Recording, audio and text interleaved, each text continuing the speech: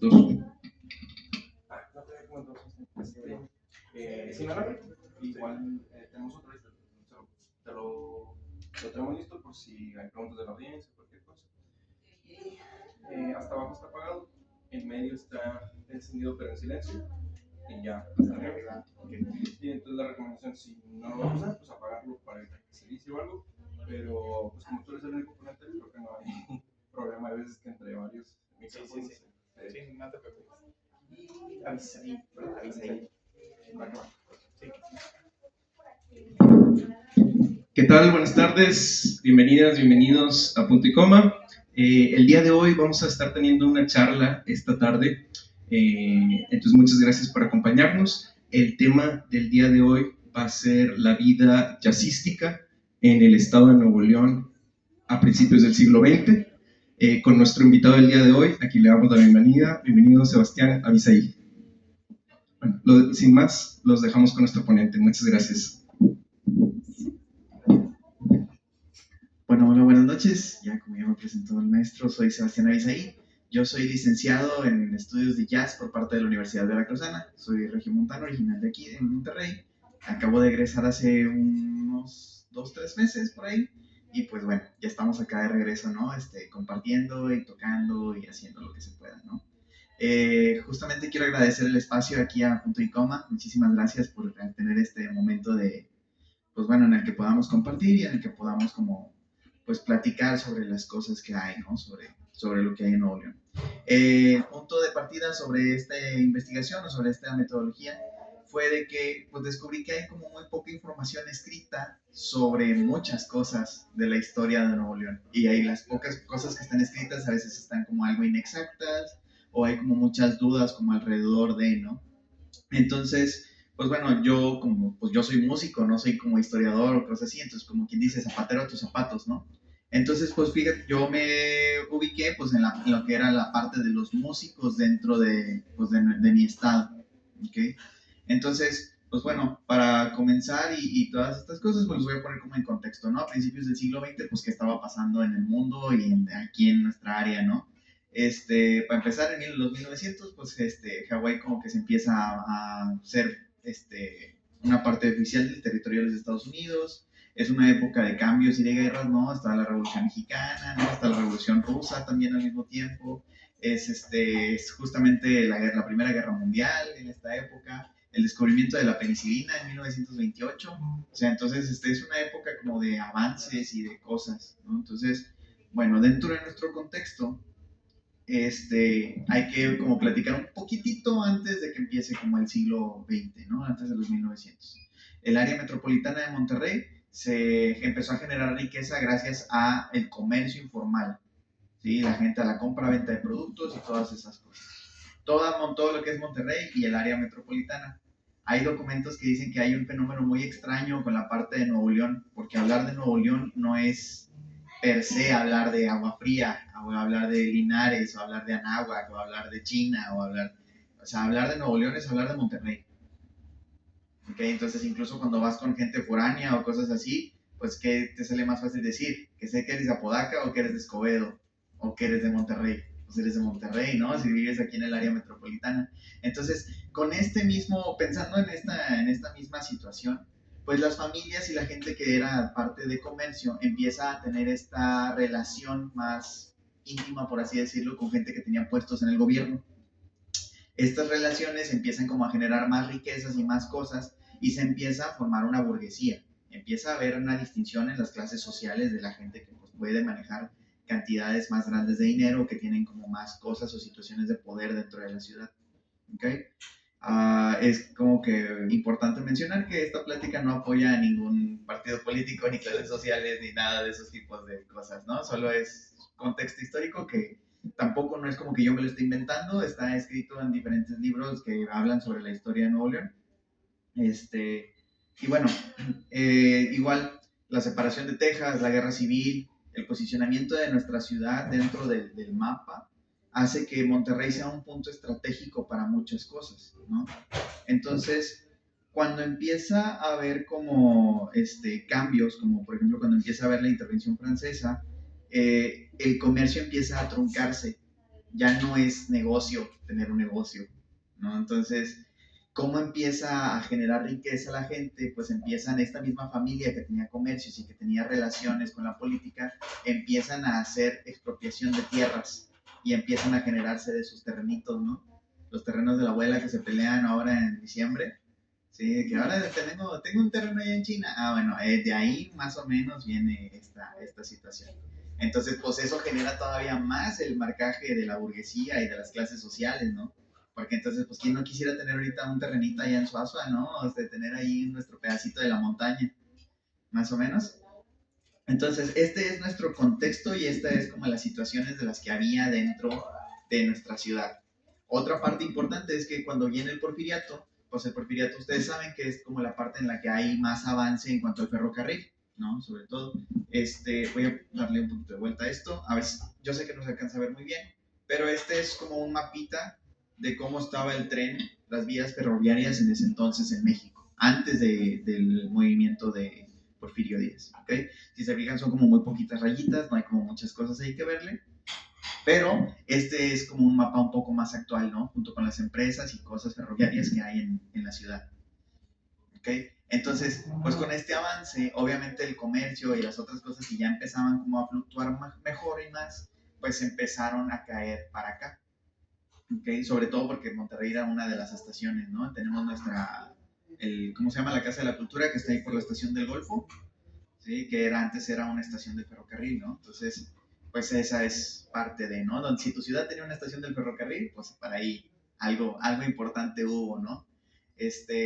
Entonces, con esto empezaron a generarse o a tenerse mayor cantidad de información o mayor acceso a la información sobre lo que pasaba en Estados Unidos, ¿no? Pues ya ves que Texas ya estaba separado y estábamos como haciendo cosas y tener contacto sobre todo con la parte del jazz, ¿no? Que en esta época es cuando pues también empiezan esta onda sigue estando fuerte la parte de la segregación y la parte de la educación musical para los esclavos y estas cosas pues no estaba como que tan chida. Entonces empieza a haber como esta conexión o este acercamiento de los músicos mexicanos hacia la parte pues, del jazz o de la música americana. Hay que hablar también de las empresas que estuvieron trabajando aquí. Si lo pueden reconocer acá, esta es Cuauhtémoc famosa, ¿verdad? Cuauhtémoc Moctezuma más bien. Sí, que ahorita ya no es eso y ustedes ya saben qué pasó con esta, ¿no? Pero bueno, en ese entonces Cuauhtémoc tenía como diferentes grupos musicales también a su cargo, ¿no? Tenían coros, tenían maestros de coro, en ese entonces pues los grupos musicales más llamados o que más llamaban la atención eran las estudiantinas, normalmente las femeniles, los grupos femeniles eran lo que más llamaba la atención, algunas rondallas y lo más importante, bandas de guerra, que también en la época de Porfirio Díaz manda un batallón hacia Estados Unidos, donde pues también hay otra intercambio ahí de conexiones y salen otras teorías también sobre que según esto el jazz se inventó en México y cosas así medias extrañas que empezaron a decir que no nos vamos a meter en esos casos, ¿sí? Porque nuestra área de trabajo es Nuevo León y el área metropolitana de Monterrey, ¿no? Entonces, para esto, pues es importante mencionar estas dos empresas principales, ¿no? Que era Cuauhtémoc y la fundidora. ¿Okay? Estas dos empresas eran como las más conocidas o las más llamativas para los músicos, para los artistas, pues porque eran las que podían tener un ingreso o un sustento para poder promover el movimiento cultural que tenían, ¿no? Ellos estaban pues obligados a darles a sus empleados un seguro médico, a darles actividades culturales, ¿no? Hasta tener un equipo de fútbol, la fundidora, ¿no? Entonces, pues también estas dos empresas eran las que más apoyaron y las que más tuvieron cosas con sus empleados. Ahora de lo que nos toca hablar es para las tandas. Las tandas no es lo que ahora conocemos hoy en día como el de te agarras un numerito y te toca pagar cierta cantidad de dinero hasta que se acaben los números y luego ya cuando te toca tu número te dan lo que se junta, ¿no? Este es un término que actualmente se sigue usando en los estados del sur del país.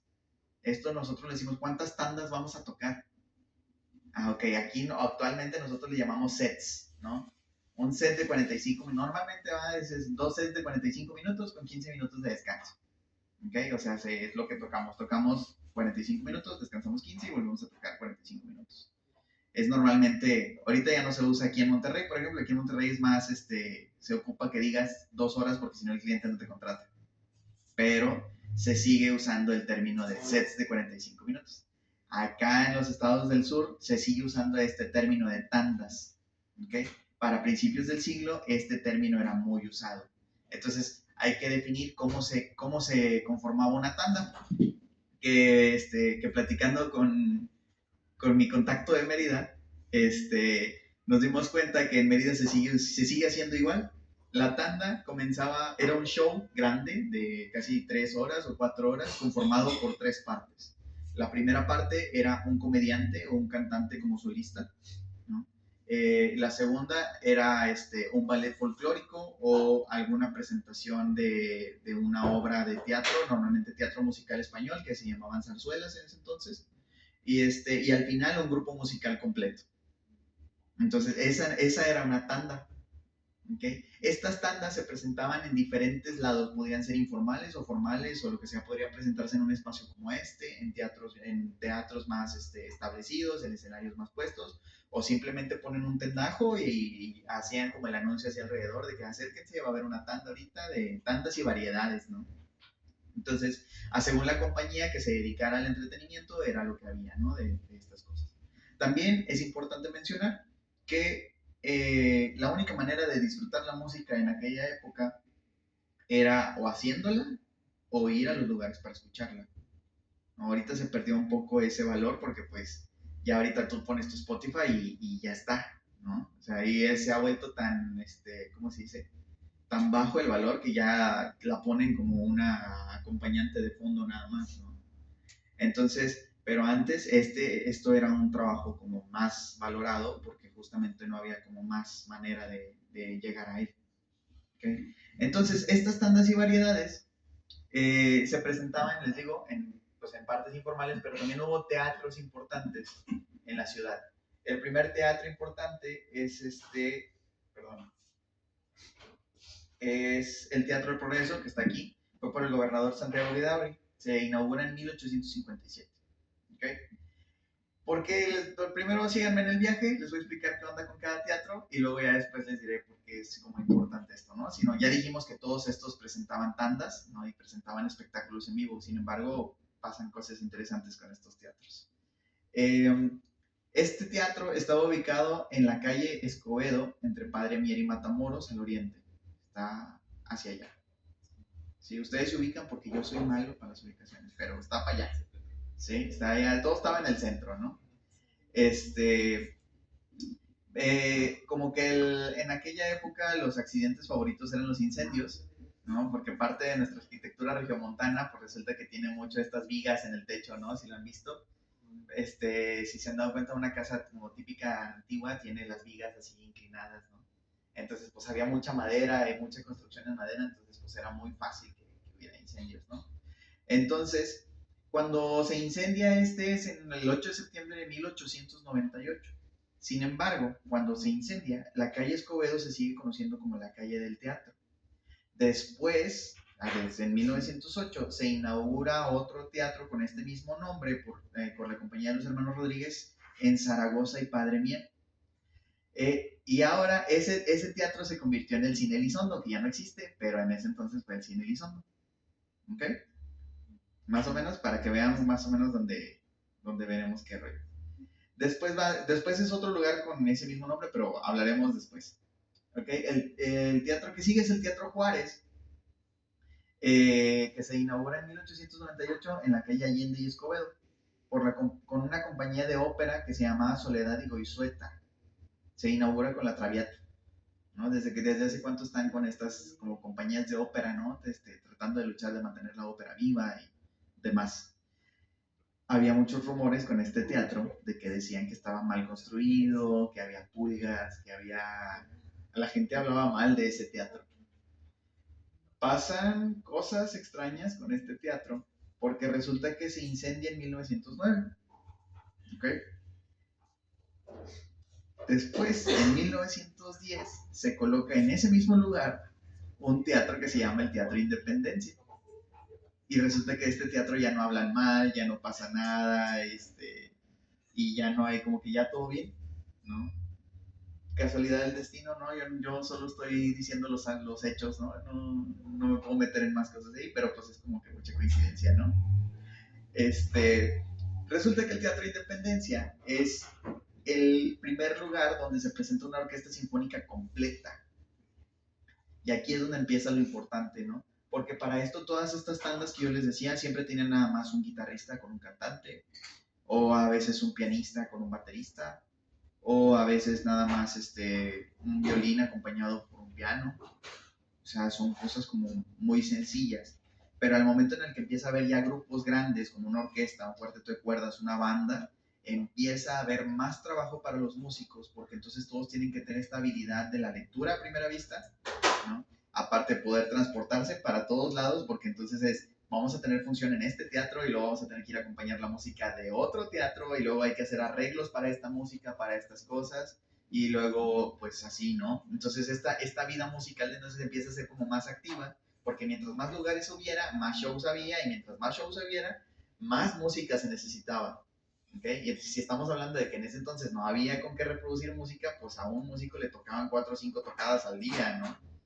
Y estos mismos músicos que estaban tocando, pues también les toca de que, bueno, hay que hacer papeles para arreglar para este formato, para este contexto, hay que hacer ta. Entonces, pues es como el ambiente musical que se empieza a formar desde ese entonces. Con estas, perdón, que se ve aquí es un letrero de cómo se colocaban antes para anunciarse las tandas, y este de acá es Don Matías, que ahorita les platicaré de él. El Independencia se coloca en ese mismo lugar donde está el Juárez, les digo, es el primero en donde tenemos una orquesta sinfónica completa, porque era el único teatro que tenía un foso para la orquesta. ¿Saben cuál es el foso? Sí. Esa es la parte donde está abajo de la orquesta, ¿no? Normalmente está el escenario arriba y abajo hay como un pozo, literal es un foso, donde va la orquesta que está acompañando y musicalizando lo que está en el teatro. Este, También, ¿no? Fueron tandas y demás cosas más informales y todas esas. Después cambió su nombre por el Teatro Rex, que eso sí creo que les debe de sonar como más familiar. Y se le conoció hasta que se construyó la macro en los 80. Entonces, pues más o menos no estamos tan lejos de lo que estaba en ese entonces. Hasta aquí, si hay alguien que tenga como alguna duda o que quiera comentar algo, me pueden decir sin ningún problema, ¿no? Acá hay que platicar un poco de este señor que se ve aquí, que es Don Matías. Don Matías, no hay muchos datos de él, pero era compadre del Piporro. Entonces, y Don Matías resultó que él resaltó mucho en esta parte porque él fue la primera persona en caracterizar un hombre regio con sombrero, bigote, pistola. Todo lo que conocemos hoy en día como el estereotipo regio se lo debemos a Don Matías. ¿Sí? No hay mucha información de él, no sabemos qué pasó. Hay como para unos chismes que dicen que se volvió loco y se perdió, pero la verdad es que yo no podría dar fe y legalidad a eso, ¿no? O sea, no hay información y no está, ¿ok? Pero es gracias a Don Matías que conocemos esta parte, ¿no? Del hombre regiomontano. Lo que sigue es la parte del cine, que aquí es donde empezamos a hablar de cosas pues más importantes. De hecho, en el Museo de Historia, hay una parte donde hablan del cine. Hay una seccioncita donde está el cine. Está muy bonito porque te ponen ahí justamente cómo era la escena. Antes tener un cine era literal en el patio de tu casa. ¿No? Y tú ponías tu casa para que la gente asistiera a ver la función de la película. Entonces un vecino podía comprarse la película de lo que sea, poner su proyector, lo proyectaban en la casa y ahí había música y cosas, ¿no? Porque en ese entonces era cine mudo. Entonces estos mismos músicos que andaban musicalizando las obras de teatro, pues ahora resulta que también tenían que musicalizar las proyecciones del cine. Entonces, dentro de los cines, pues el primer cine fue en la calle del teatro, la calle Escobedo, en 1898. Eso fue en la casa de un vecino, como el que les decía, ¿no? Después, pues cuando se inaugura el Salón Variedades Progreso por la compañía de los hermanos Rodríguez en 1910, dice los libros, yo no entiendo esta parte porque no me he puesto a leerle más sobre esto, pero dice que está en el límite de la zona de tolerancia. Me imagino que porque había óperas o cosas muy subidas de tono y que como que tenían un cierto lugar para poder hacer esas cosas de subidas de tono, ¿no? Estaba en la esquina de Zaragoza y Padre Mier. Y pues bueno, ese salió en Variedades Progreso, ese sí tenía su propia orquesta que estaba pagada por ellos mismos, por la misma empresa, y estaba conformada de diferentes músicos que son Alberto Barrón, Armando Villarreal, que hay que poner ojo en este compositor, Inés Cerda, Juan Guzmán, Martín Aquino, José Sandoval, los hermanos Noguet, Carlos y Salvador, Felipe González, Matilde N., Bernardo Jiménez y otros más. ¿Ok? Entonces, el cine era como era, ahora era una parte más importante para impulsar la creatividad. ¿Por qué? Porque pues, viene de obras de cine que estaban provenientes de Estados Unidos. Entonces, dentro de estas cosas, llegaba la película, pero a veces no llegaba la música. O a veces llegaba la película, llegaba el disco ese enorme de que se ve antes, ¿no? De que ponían. Llegaba el disco y llegaba con sus partituras, pero llegaba nada más con un arreglo para piano, por ejemplo, ¿no? Entonces el pianista tenía que tener así una lectura súper a primera vista para poder llegar y tocar, ¿no? Y musicalizar lo que estaba. Cuenta Isaac Flores dentro era de la parte de la orquesta, que a veces el mismo público les decía que tocar con la proyección de la película. ¿No? Es muy común, si les ha tocado ir a la Plaza de Toros últimamente, que existe mucho donde les están gritando a los músicos, tócale, tócale, algo, porque algo está pasando. Bueno, que algo así pasaba, ¿no? Entonces le decían a los tócale, tócale, ¿no ves que ya se va a morir? ¿No? O sea, entonces pues tenían que sobre la marcha a veces inventarse cosas o reciclar repertorio de otras películas o en ese caso arreglar música que ya conocían para el formato en el que estuvieran. Y entonces a veces tenían formatos súper extraños de que una trompeta con un violín o un cello y un saxofón y cosas así medias extrañas. Entonces pues se las ingeniaban para hacer arreglos en ese momento, partituras a mano y vámonos, ¿no? Que es muy curioso porque ya cuando empieza la época de los 80s con Quincy Jones y cosas así, cuando empiezan a musicalizar estos late shows, como los de Jimmy Fallon actualmente, que son programas nocturnos, pues, que tienen su propia orquesta, ¿no? En vivo. Bueno, Quincy Jones también tiene una parte donde cuenta que ellos, pues, todavía no terminaban la primera sección del programa de sonar y ellos ya estaban escribiendo la siguiente música la siguiente sección del programa, ¿no? Entonces resulta que, pues, estos músicos mexicanos, al principio del siglo ya les tocaba hacer cosas de esas. Entonces eran los mismos músicos que tenían esta conexión de decir, bueno, esta música viene escrita más o menos así, déjame hago y compongo algo más o menos igual para ambientar la música de esta proyección, ¿no? Bueno, este era el Teatro del Progreso que les decía, el Teatro Juárez, del que ya hablamos, el Teatro de Independencia, que se convirtió también después en el Salón María del Progreso, y bueno, ahora también son unos teatros también que están como activos en la ciudad, ¿no? Todos los teatros de la ciudad tienen alguna presentación, les recomiendo que pues estén ahí al pendientes de las carteleras. Punto y Coma también tiene un teatro, entonces los invito a que estén ahí en las redes de Punto y Coma para que pues estén al pendientes de las cosas que puede haber, ¿no? Esto que decíamos de los cines también se les llamaba salones. Y aquí hay una anécdota muy bonita que no está escrita, pero me la platicaron los muchachos historiadores de Nuevo León, porque dentro de esto de los salones había, no sé cómo decir esto académicamente hablando, ¿ok? Pero ustedes me podrán entender mejor que yo. Había lugares en los que tú podías ir a bailar y pedir, pues, por una cantidad de dinero la compañía de una persona, ¿sí? Entonces, estos salones, pues tenían como ciertas particularidades en su construcción. Una de ellas era de que la música que estaba ahí sonaba muy fuerte y obviamente pues era de los mismos vecinos que estaban ahí, entonces los vecinos se quejaban antes de que pues, sonaba mucho la música porque lo que querían era que no se supiera qué tanto había allá adentro.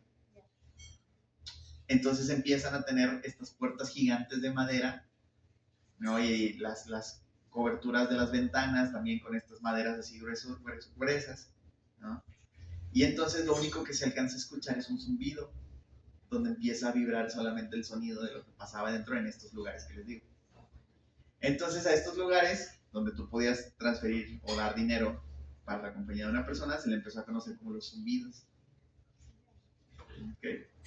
¿Sí? Esto lo estoy tratando de decir de la manera más académica posible, ¿ok? Esto de la formalidad no es para mí, pero creo que se entiende, ¿no? ¿Sí? Ok. Entonces, pues hubo muchos salones de estos y muchos zumbidos y muchos cines, ¿ok? Todo eso en el centro. Sí, muchas de las construcciones que están abandonadas actualmente, pues sí tienen como pues, su historia con esto, ¿no? Hay hasta cantinas que son históricas, ¿no? Que fueron cines o salones, ¿no? Por eso hay algunas cantinas que tú las ves ahorita y dices, ¿quién entraría aquí, no? Pero son históricas, porque en esas cantinas, pues antes eran salones, ¿ok? Para eso, pues hay gente más especializada en Nuevo León que yo para hablar de las cantinas y cosas así.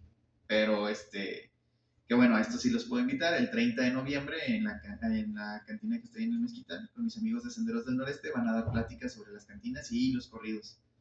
Entonces, eso también, pues si están interesados, ahí es otra donde podemos ir. Esa la va a impartir el maestro Héctor Jaime Villarreal, quien es el director del Archivo General del Estado y quien también me dio mucha de esta información que yo tengo. Por eso les digo que no es como que yo esté aquí inventándome todo, ¿no? O sea, toda esta información que está corroborada por ellos y que está escrita en libros y cosas así, y lo que les digo que está medio maciosare, pues está medio maciosare, ¿no?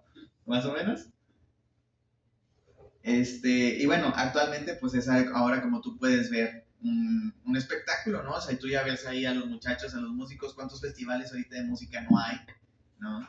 Que la calidad, pues no vamos a hablar de calidades de espectáculos, ¿no? Pero el formato ahora en el que tú ves música es completamente diferente a como lo que podías apreciar en ese entonces. Bueno, después de hablando de estas partes, hay que hablar de la otra parte importante de Nuevo León, que fue la Casa Wagner y Levien. La Casa Wagner y Levien fue fundada por dos alemanes que llegaron a Veracruz, se quedaron sin dinero, por alguna razón lograron como hacerse de sus cosas, lo que sea, llegaron a Nuevo León y, y hicieron esta casa de música. Esta casa de música, aparte de vender instrumentos musicales y que fue la proveedora de instrumentos musicales para las bandas de guerra y todas esas cosas, los alientos sobre todo, también se dedicaba a promover las composiciones de los artistas regiomontanos. Y ellos se dedicaban a la venta de las partituras. Entonces yo, Sebastián Avisaí, tengo aquí mi pieza, se llama, no sé, Adelita, ¿no? Yo llego y vendo mi Adelita y ellos se encargan de producirla y hacer una partitura así bonita y lo que sea, distribuirla y venderla, ¿no? Y costaban como $1 con 25 centavos, ¿sí? Y aparte, pues ellos tenían su catálogo y sus cosas. Pasan cosas muy extrañas con la casa Wagner y Levien. Miren, estas es como las portadas que tenían, ¿no? Solo le ponías tu nombre y ellos te hacían tu portada bonita y te hacían ahí tus cosas y distribuían tu partitura y eran como las cosas que se vendían en ese entonces. Pasan cosas extrañas con la casa Wagner y Levien, que muchas partituras se pierden. Hay muchas partituras por ahí por la vida que están como perdidas, literalmente están perdidas. Hay otras que las tienen resguardadas en un lado que no les puedo decir. Y hay otras donde pues sí las tienen las familias y gentes de pues sí, familias de los compositores en ese entonces. Gente que actualmente a veces ya no quieren saber nada de la música ni nada y se deshacen de las partituras y les regalan a otras personas o pues los papeles están ahí medio maltratados. Nosotros les llamamos papeles a las partituras, ¿no? Entonces pues las partituras están todas maltratadas o a veces sí hay muchas situaciones, ¿no? El caso es que, pues bueno, me ha tocado, estas son literalmente fotocopias así escaneadas con el teléfono, donde pues así de a las prisas le das copia y lo escaneas todo así como se pueda, porque pues te permiten cierto tiempo con los papeles, ¿no? O sea, no es como que puedas hacer lo que tú quieras. Entonces, estas son partituras que me facilitaron, ¿no? Esta partitura sí la tengo en original, se llama Calle Morelos 88 y 90, que es donde estaba la casa Wagner y Levien. Actualmente está la calle Morelos, es pues sí, donde vamos todos, donde está Interplaza. Actualmente está la librería Iztaccíhuatl. Ahí estaba la casa Wagner y Levien. ¿En serio? Sí, ahí era. 88 y 90, ahí era. Esta partitura sí la tengo original porque me la regaló el maestro Héctor. Okay, entonces esa la tengo, si me imaginara que la tengo ahí resguardada en un marco y todo así para que no se haga nada, ¿no? Es la única que tengo original así de esto, ¿no? Tengo otras que son copias. y hay otros manuscritos que tengo, pero son copias del manuscrito, o sea, porque no me van a prestar una partitura original para esto, ¿no? Entonces, bueno, se pierden estas partituras, esto es de lo que se trata mi proyecto de investigación, estoy tratando de rescatar esta parte que también es de nosotros, ¿no? Es parte de mi discurso en el que digo, no nada más somos carnita asada y cerveza, ¿no? O sea, parte de nosotros también tuvo un acercamiento con la cultura importante, en el cual a partir de aquí fue donde empezó a haber propuesta de la música popular. Yo no estudié jazz porque pensara que el jazz fuera lo mejor del mundo, sino fue porque desde ahí comienza todo lo que conocemos hoy en día como música popular. Incluso, pues cuando fue la parte del Casino Monterrey, que abrieron los Relámpagos del Norte y que a partir de ahí fue como la exposición de la música norteña hacia el país, pues bueno, que eso fue en los 1930, cuando empieza a haber ya más auge de la música norteña, polcas, chotices y todas esas cosas. Pero sin embargo, estos mismos músicos vienen de este mismo acercamiento. ¿Okay? Entonces, pues bueno, estas son como algunas partituras. Y esta es como la que... esta partitura también es del maestro Armando Villarreal. Sí, que ahí las partituras del maestro Armando Villarreal las tiene la maestra Doris. Sí, Rama Doris. Que justamente la familia, las hijas de don Armando ya no querían saber nada de las partituras y pues se las dieron a ella, ¿no? Entonces ella tiene ahí el resguardo de las partituras de don Armando, que son como 20 y tantas. Tampoco no son muchas de todas las cosas que hizo don Armando, porque hablar de don Armando es otro boleto también, ¿no? Pero él también compuso jazz y también hicieron como cosas importantes. Entonces, dentro de mi investigación y de las cosas que yo estoy haciendo, pues bueno, don Armando, la canción más famosa de don Armando fue La Morenita Mía, es un bolero, ¿sí? Lo pueden buscar ahí, hay una versión de Los Panchos donde está, ¿no? Aquí está un poco de la bibliografía pues, bueno, de donde me estoy sacando todo esto, para que no piensen que me lo estoy sacando de la manga. Y bueno, con las fotos estas que siempre me gusta mostrarlas al final, que es Mario Ochoa, mi amigo de Senderos del Noreste, que se organiza estas pláticas, mi padrino, el conde de Agualeguas, que también tenemos otra historia ahí porque es mi padrino, y el maestro Tito aquí donde me hace la entrega oficial de la partitura esta que les platico, ¿no? Con esto termino un poco la parte de la exposición y también quisiera mostrarles como un poco de lo del trabajo que estamos haciendo con mi proyecto, ¿no? Mi nombre es Sebastián Abisaí, me pueden seguir en mis redes sociales, en el Instagram, Sebas-Abisaí, A-B-I-S-A-I, y mi proyecto que se llama Cajeta Jazz Club, que con este proyecto lo que hago es que estas partituras que rescatamos las arreglo y las tocamos con el grupo, ¿sí? Entonces, esto es como la parte principal del proyecto, pero también rescatamos como partituras y composiciones de gente, pues sí, de compositores regiomontanos, y pues también las estamos interpretando, ¿no? Es nuestra manera como de mantener vivo esta acervo cultural de nuestro estado que también no es, pues no es el común, ¿no? Entonces, ahorita igual les voy a regalar unos stickers que aquí traigo, y aquí se los voy a dejar abierto a ustedes que son el público conocedor. ¿Quieren escuchar primero la original y luego la versión de nosotros? ¿O quieren escuchar primero nuestro trabajo directo? Primero la versión de ustedes, ¿no? ¿Qué opinan? ¿Sí? ¿Primero la versión de nosotros? Ok.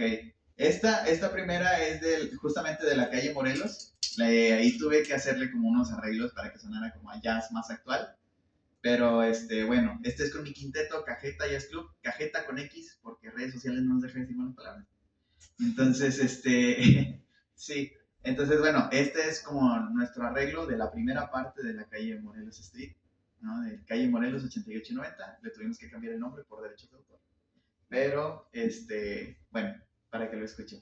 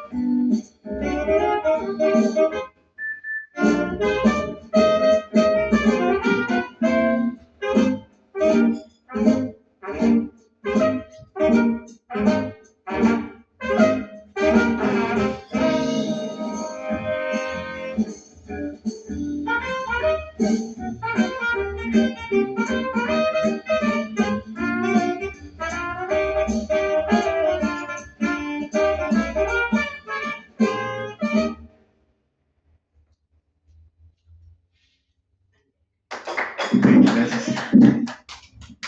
Bueno, esta parte de la composición la hicimos así, onda Dixieland y esas cosas. Se apaga esto. Si no va a sonar la bomba ahí, ¿no? De que va a explotar algo. Una disculpa, son situaciones técnicas. Esta la hicimos así como a más manera tradicional, ¿no? Como a manera de respeto y en agradecimiento de que me proporcionaron esta partitura. ¿Qué pasa con esta partitura? Que es una obra muy, muy grande, ¿no? Es un foxtrot originalmente. Resulta que este foxtrot tiene muchas partes diferentes, ¿no? Es como una combinación, o bueno, alcanzo a notar la combinación del lenguaje de jazz y la combinación del lenguaje clásico. ¿Okay? Entonces, ¿por qué? Porque la parte del lenguaje de jazz en aquella época, que era como el ragtime y estas ondas, eran secciones muy grandes, ¿no? Hablando de partes de la canción. Entonces, si habláramos de como en una canción pop, sería como verso, coro, verso, verso, verso, coro, verso 2, verso 3, coro, coro, final, precoro, coro, verso y así, ¿no? Eso es como parte de lo que es un ragtime. Entonces, esta partitura es lo mismo, más o menos, es algo parecido a un ragtime. Entonces, lo que hice fue como literal cortar secciones, ¿no? Y empezar a trabajar sobre las secciones diferentes. Entonces, esta es la primera sección de lo que pudimos trabajar y grabar, ¿no? Son como cosas ahí, hay que trabajarle 2 o 3 cosillas y cosas ahí, pero es como para que esté la muestra, ¿no? Ya tiempo después, bueno, déjenme les pongo la original, ¿no? Para que vayan como oyendo y a ver si notan bien la diferencia. Más quiero ver si suena y voy a hacer ahí una mexicanada, como ya saben. A ver, vamos a hacer la prueba. ¿Suena? Sí. Ahí está. Pues ahí va. Esta es la original. Era una pieza para piano. Okay, entonces, pues va a ser puro piano.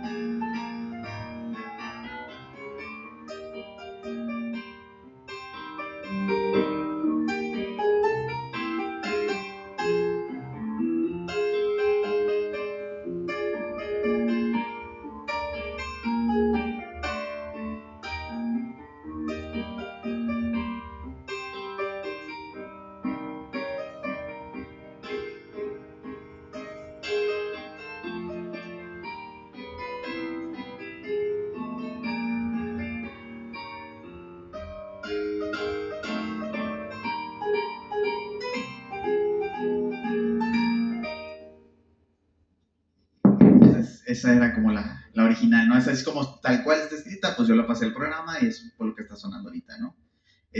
Hay otra gente encargada de también hacer como estas, como si transcripciones al programa, ¿no? Con otros compositores y otras cosas. Esto es lo que yo tengo del maestro Armando Villarreal. Tengo otros trabajos sobre él. Y bueno, pues dentro de la parte musical de la que hablábamos, pues esta misma gente estaba como que ahí. Es lo que hago, es lo que estamos trabajando actualmente con el proyecto. Y bueno, espero que lo puedan apoyar ahí en redes y que pues estén ahí al pendiente porque ya tenemos algunas grabaciones y algunas no, hay que trabajarlas. Pero pues se van a subir pronto a Spotify y pues esperemos pronto estar en festivales de música y cosas así para seguir compartiendo estas cosas. Por mi parte sería todo.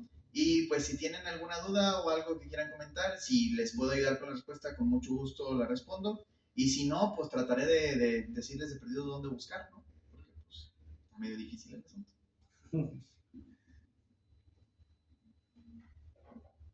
Bueno, pues entonces si no hay dudas ni nada, ahorita paso a dejarles unos stickers. Y pues muchísimas gracias a Punto y Coma por el evento. Muchísimas gracias aquí a estar por poner atención y estar aquí compartiendo conmigo también. Y pues nada, nos vemos en la próxima. Muchas gracias.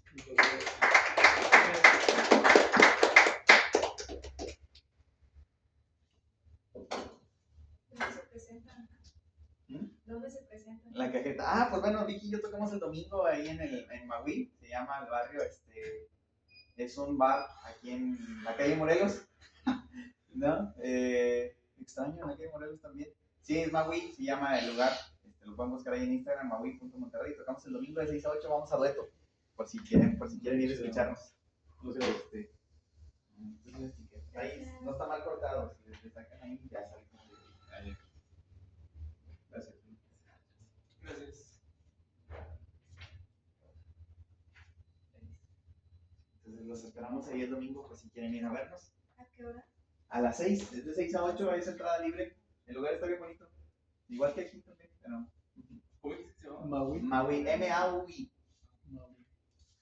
Sí. Sí, ahí es donde, pues también dentro de esta parte, pues estoy tratando de dedicarme a hacer spots donde haya, pues justamente esta parte del jazz, ¿no? Que ahí está, me di cuenta que pues esta parte no está tan trabajada en la ciudad. Y pues me estoy dando esa tarea de hacer puntos, ¿no? Donde podamos platicar de jazz y pues también tocar, ¿no? Mi carrera fue de tocar más que de investigación, pero pues resulta que uno como profesionista debe ser un generador de conocimiento, no un simple operador que nada más va y toca y ya está. Entonces, pues en eso andamos, ¿no? Todos andamos en el camino y pues nada, eso. Sí, gracias. ¿Qué instrumento tocas? Yo toco la guitarra. ¿La guitarra? Sí, ahora voy con Vicky de invitada que toca el saxofón. Vicky nos visita desde Mérida. Ah, Y todos los domingos voy con un jazzista diferente de la ciudad, también por hacer punto, ¿no? Entonces, pero bueno, este es especial porque Vicky no viene siempre, entonces. es parte de lo bonito de esto. los tickets. Sí. Gracias.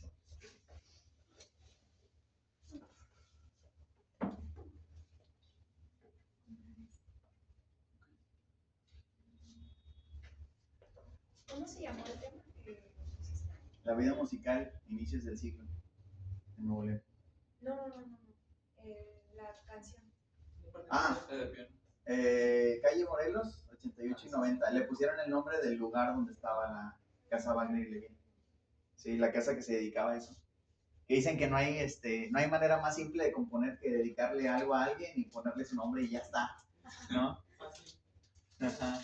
Pero por eso se llama así, porque era el lugar donde estaba la casa Wagner y Levin.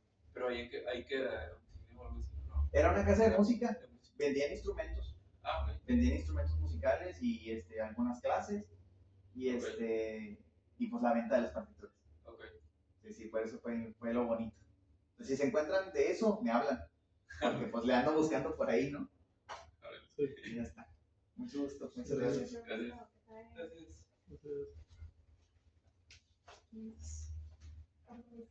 Adelante.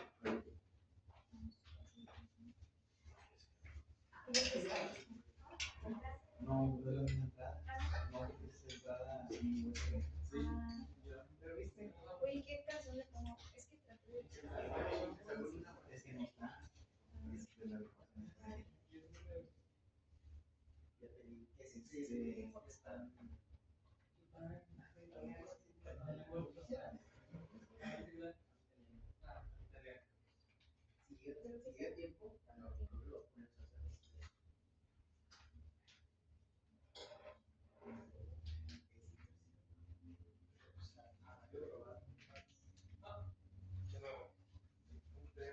Ya ando dejando la bocina.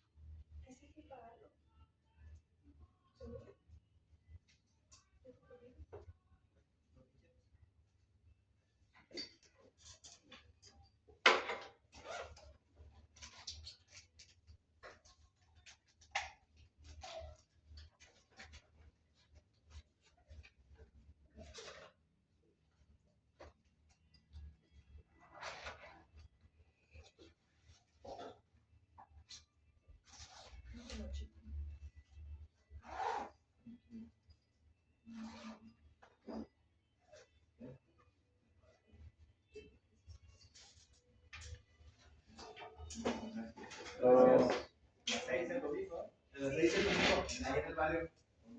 Gracias.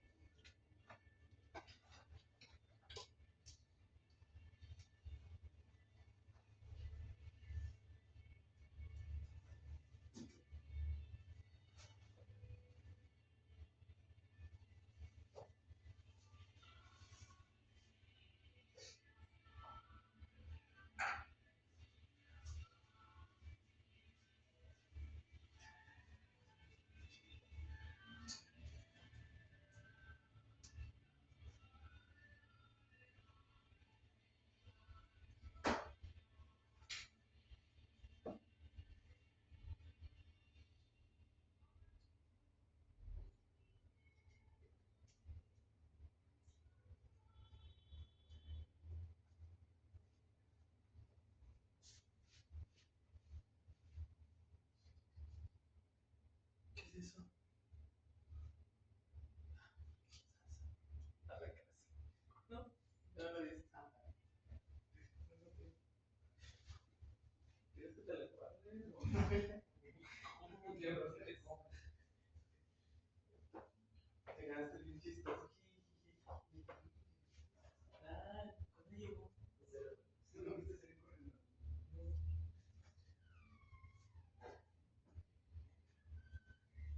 No viste la cosa suficiente. Yo creo que porque sí, nada más. Pero ya está.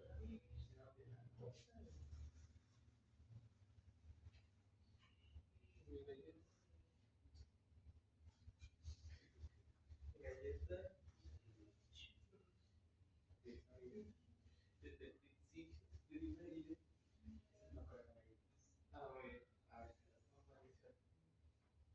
Es que me entienden que en su trabajo no creo en Navidad. No, es cierto. Bueno, siguiendo la regla.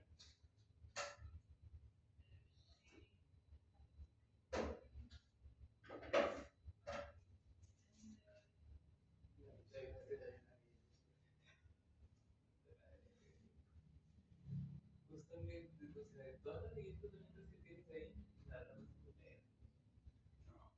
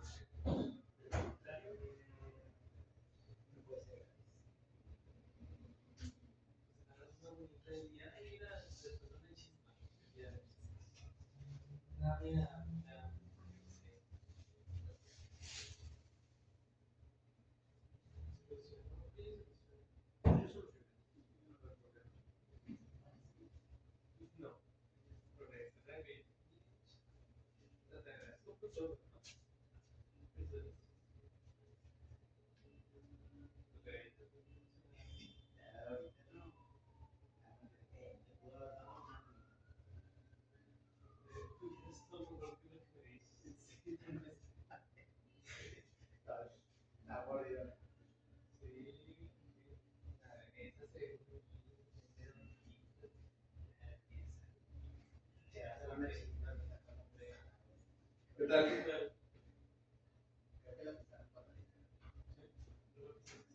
¿Qué onda, Noé? Listos, listos. Yo pensé que ya no te veía de regreso. No, es que estábamos aquí cerca.